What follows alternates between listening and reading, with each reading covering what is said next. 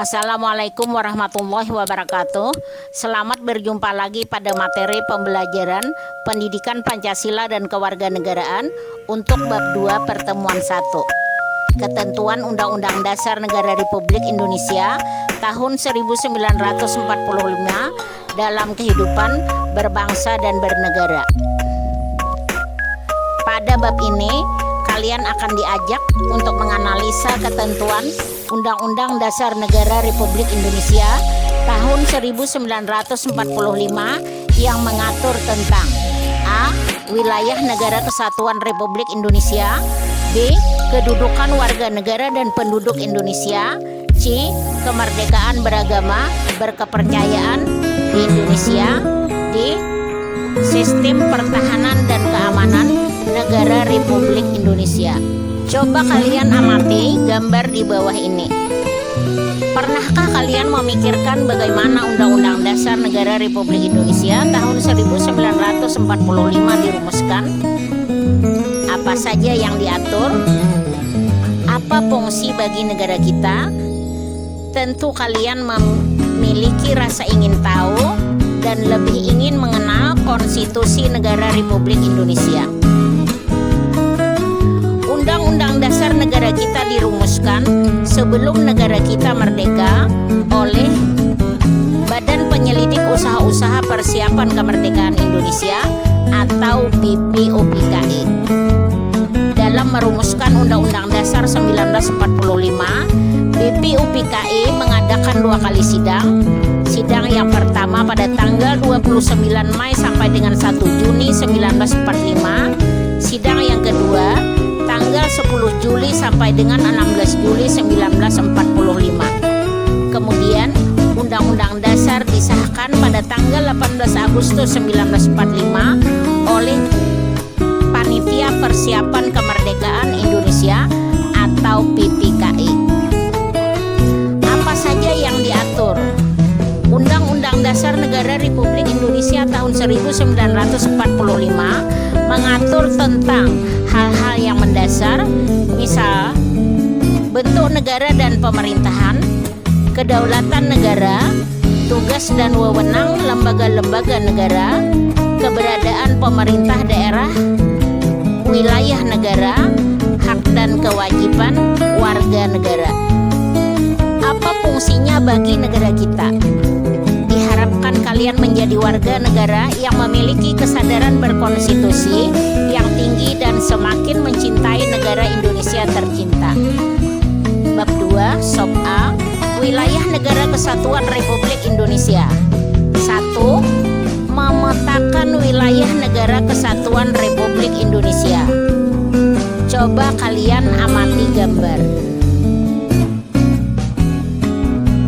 Indonesia merupakan negara kepulauan atau archipelago yang memiliki wilayah lautan yang sangat luas. Seringkali juga Indonesia disebut sebagai negara maritim. Indonesia adalah negara kepulauan. Hal itu ditegaskan dalam pasal 25A Undang-Undang Dasar Negara Republik Indonesia tahun 1945 yang menyatakan bahwa Negara Kesatuan Republik Indonesia adalah sebuah negara kepulauan yang bercirikan Nusantara dengan wilayah yang batas-batas dan hak-haknya ditetapkan oleh undang-undang. Istilah Nusantara dalam ketentuan tersebut digunakan untuk menggambarkan kesatuan wilayah perairan dan gugusan pulau-pulau Indonesia yang terletak di antara Samudra Pasifik dan Samudra Indonesia serta di antara benua Asia dan Australia. Satuan wilayah tersebut mencakup 1. Kesatuan politik, 2. Kesatuan hukum, 3. Kesatuan sosial budaya, 4. Kesatuan pertahanan keamanan. Berkaitan dengan wilayah negara Indonesia, pada tanggal 13 Desember 1957, pemerintah Republik Indonesia mengeluarkan deklarasi Juanda. Deklarasi itu menyatakan penentuan batas laut 12 mil yang diukur dari garis-garis yang menghubungkan titik-titik terluar pada pulau-pulau negara Republik Indonesia akan ditentukan dengan undang-undang. Deklarasi Juanda menegaskan bahwa Indonesia merupakan satu kesatuan wilayah Nusantara. Laut bukan lagi sebagai pemisah, tetapi sebagai pemersatu bangsa Indonesia. Prinsip ini kemudian ditegaskan melalui peraturan pemerintah pengganti Undang-Undang Nomor 4 PRP 1900. Berkat pandangan visioner dalam deklarasi Juanda tersebut, bangsa Indonesia akhirnya memiliki tambahan wilayah seluas 2 juta kilometer persegi, termasuk sumber daya alam yang dikandungnya. Luas wilayah negara kita adalah 5.180.053 kilometer persegi yang terdiri atas wilayah daratan seluas 1.922.570 kilometer persegi, wilayah lautan seluas 3.257.483 kilometer persegi. Di wilayah yang seluas itu tersebar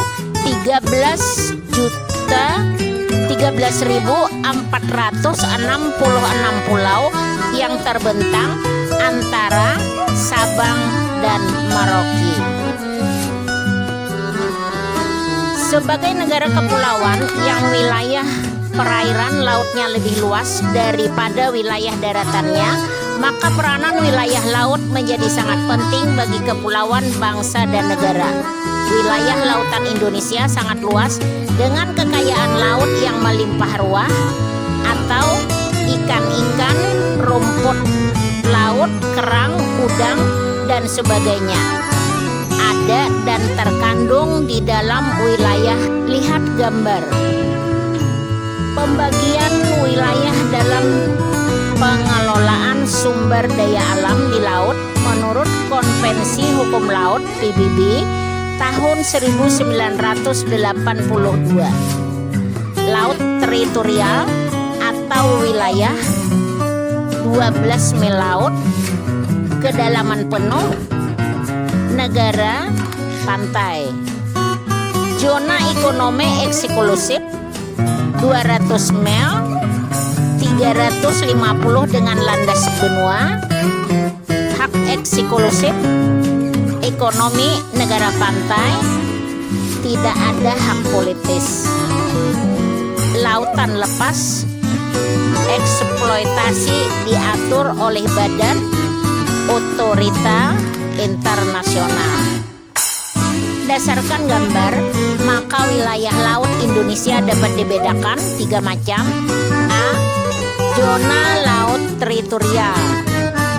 Batas laut teritorial ialah garis hayal yang berjarak 12 mil laut dari garis dasar ke arah laut bebas. B. Zona landas kontinen. Landas kontinen ialah dasar laut yang secara geologis maupun morfologis merupakan lanjutan dari sebuah kontinen atau benua. Kemudian lautnya kurang dari 150 meter. Adapun batas landas kontinen tersebut diukur dari garis dasar, yaitu paling jauh 200 mil laut. C. Zona ekonomi eksklusif atau ZEE.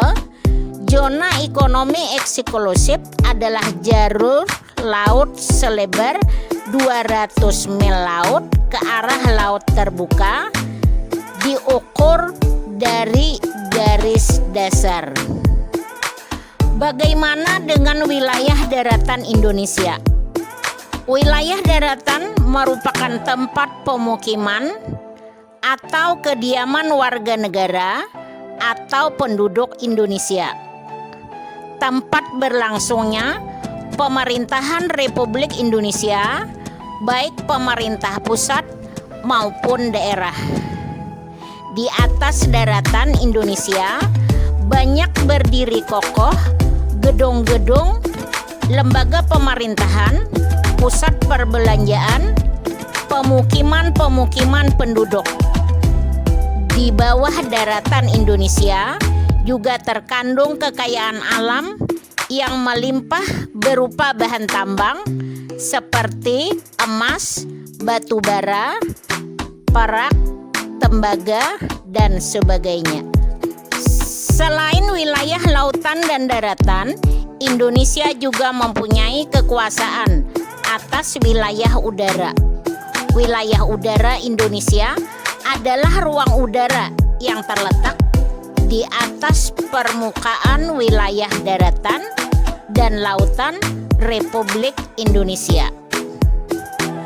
Republik Indonesia juga masih mempunyai satu jenis wilayah lagi, yaitu wilayah ekstrateritorial. Wilayah ekstrateritorial ini merupakan wilayah negara kita yang dalam kenyataannya terdapat wilayah negara lain. Keberadaan wilayah ini diakui oleh hukum internasional. Perwujudan dari wilayah ini adalah kantor-kantor perwakilan diplomatik Republik Indonesia di negara lain. 2. Batas wilayah Negara Kesatuan Republik Indonesia. Bagaimana dengan batas wilayah Indonesia? Bentuk dari batas wilayah bermacam-macam. Ada yang dibatasi sungai, laut, hutan, tugu, perbatasan. Batas-batas wilayah Indonesia. A. Batas-batas wilayah Indonesia di sebelah utara. Indonesia berbatasan langsung dengan Malaysia atau bagian timur, tepatnya di sebelah utara Pulau Kalimantan. B. Batas-batas wilayah Indonesia di sebelah barat. Di sebelah barat wilayah Negara Kesatuan Republik Indonesia berbatasan langsung dengan Samudra Hindia dan perairan negara Hindia. C. Batas-batas wilayah Indonesia di sebelah timur. Wilayah timur Indonesia berbatasan langsung dengan daratan Papua Nugini dan perairan Samudra Pasifik. D. Batas-batas wilayah Indonesia di sebelah selatan. Indonesia di sebelah selatan berbatasan langsung dengan wilayah darat Timor Leste, perairan Australia, dan Samudra Hindia. Coba kalian amati gambar. Indonesia merupakan negara yang memiliki kekayaan alam yang sangat banyak, baik di daratan maupun di lautan. Orang-orang dari negara lain banyak yang iri atas kekayaan dan keindahan alam Indonesia. Bahkan mereka beranggapan bahwa negara kita ini adalah potongan sorga yang jatuh ke bumi. Dengarkanlah lirik lagu Rayuan Pulau Kelapa yang diciptakan oleh Ismail Marzuki.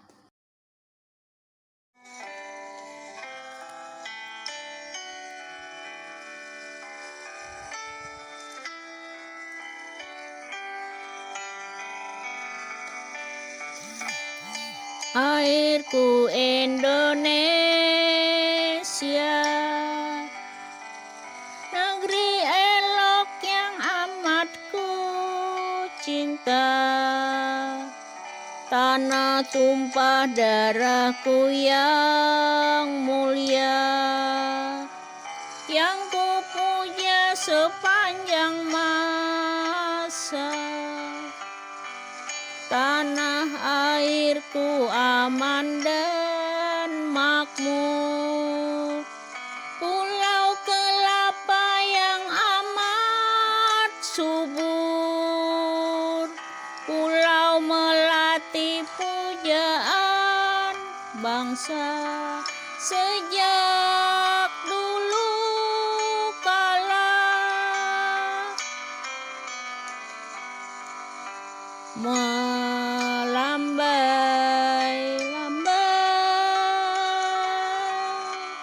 nyiur di pantai, berbisik-bisik raja Klana,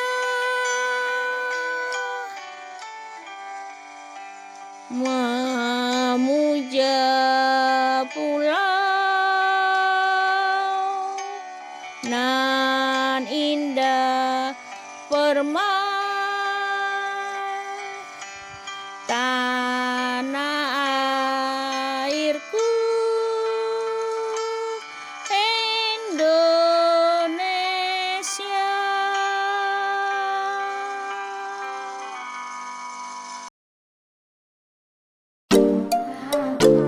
Lirik lagu ini merupakan gambaran bahwa Indonesia adalah negara yang aman dan makmur, yang memiliki kekayaan alam melimpah.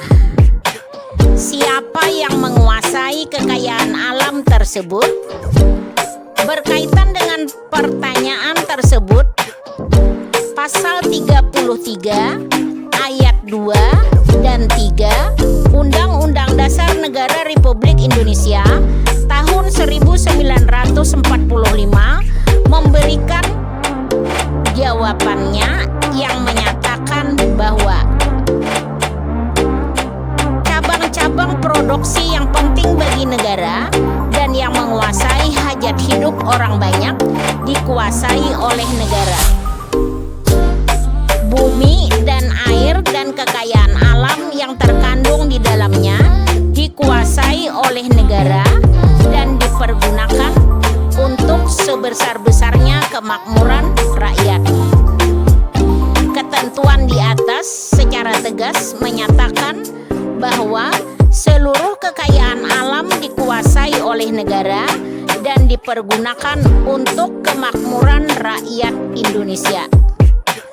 Demikianlah materi pembelajaran kita pada hari ini untuk bab 2 pertemuan 1. Assalamualaikum.